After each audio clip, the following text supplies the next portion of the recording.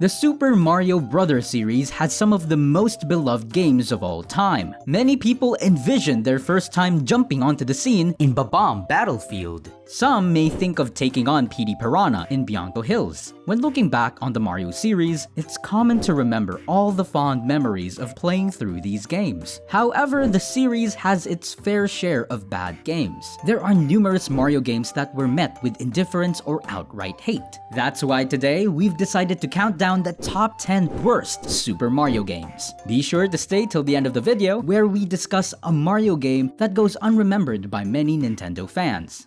Number 10. Mario Party 7. Mario Party 7 is probably the least loved out of all the GameCube Mario Party games. This isn't to say that the game is utterly terrible, it's just unexceptional. The game introduced odd microphone-controlled games. These games were pretty hit or miss, depending on your microphone. It was a strange way to incorporate this weird gimmicky tech. It's similar to how many DS games try to incorporate touch controls. Still, Mario Party 7 features tons of fun minigames and some cool-looking boards.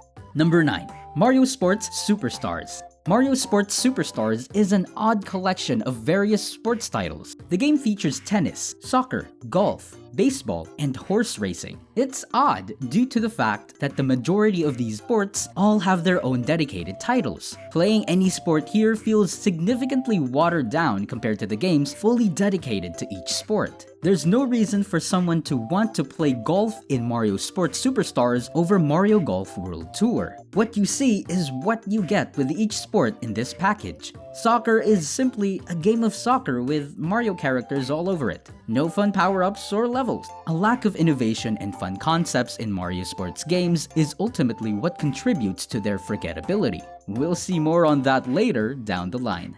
Number 8. Mario Party 10. Mario Party 10 continued the controversial gameplay present in Mario Party 9. The car mechanic. The car forces all players to move together throughout the board. Boards are also largely linear, which further eliminates any chance of forming a strategy. In previous Mario Party games, you could branch off different paths and plan ahead by visiting item shops or visiting a boo. Now, all of that is out the window. Mario Party 9 had an edge against 10 due to 9's superior minigames.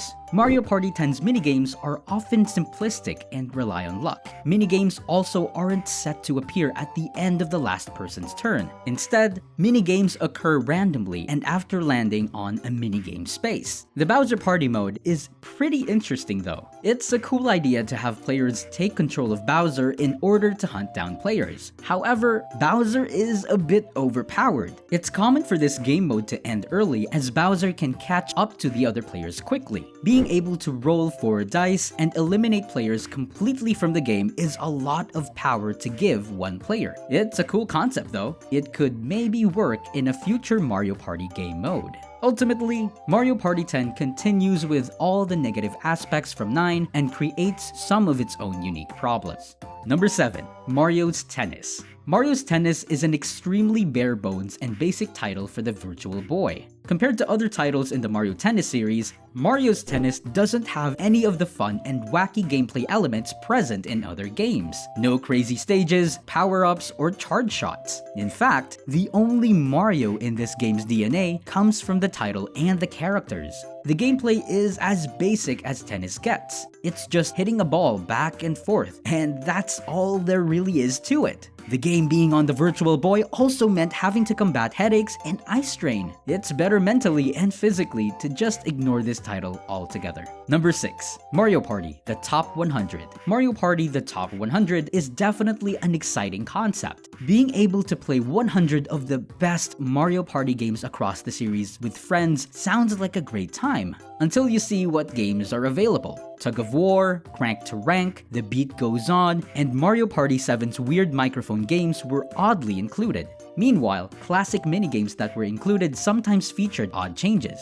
For instance, Bumper Balls is way more bouncier than the original. Bumper Balls also only features one playable stage, whereas Mario Party 2 had 3 stages to choose from. Other minigames were also simplified to fit this format of featuring one variation or stage. You also can't play on typical boards featured in the majority of Mario Party games. Instead, you play on just one board in a game mode called Mini Game Match. match. The gameplay isn't much like traditional Mario Party, and the fact that there's only one board really harms the replayability of this game mode. Overall, the whole experience is mediocre. If you want a traditional Mario Party experience with fun minigames, Mario Party Superstars is the way to go.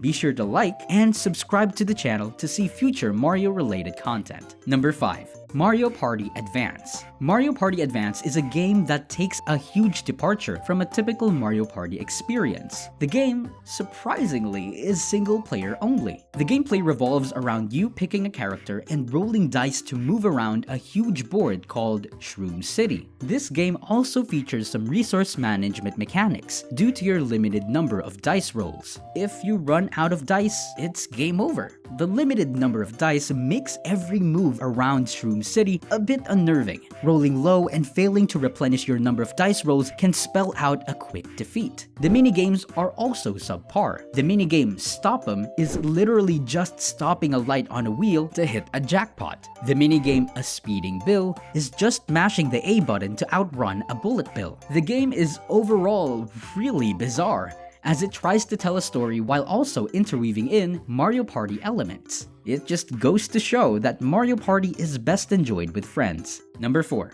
Mario Pinball Land. Mario Pinball Land is a drawn-out exercise in tedium. The game is very unforgiving when you make mistakes. For context, advancing in this game requires you to hit the doors placed in the area. Sounds simple enough, until you realize that falling back to a previous area means having to do that section all over again. It's like getting over it, but Mario style. To make matters worse, enemies respawn and any doors that you opened will now be closed. You could be nearing the end of a level after a long and hard-fought battle, only to fall back to the beginning in seconds. Just trying to advance in this game is also difficult. After opening a door to the next area, you then have to launch Mario through that open door. You'll be flipping Mario all over the place for minutes on end until you accidentally lob him through the door. If you happen to open all the doors, then all the doors will close, forcing you to reopen the door you were initially trying to get through. On the bright side, the graphics are great and the music is catchy. If you catch yourself seething while playing this title, you could try to lose yourself in the atmosphere. Number 3. Mario Tennis Ultra Smash. Mario Tennis Ultra Smash is extremely disappointing. When the game was first announced, the game looked very exciting.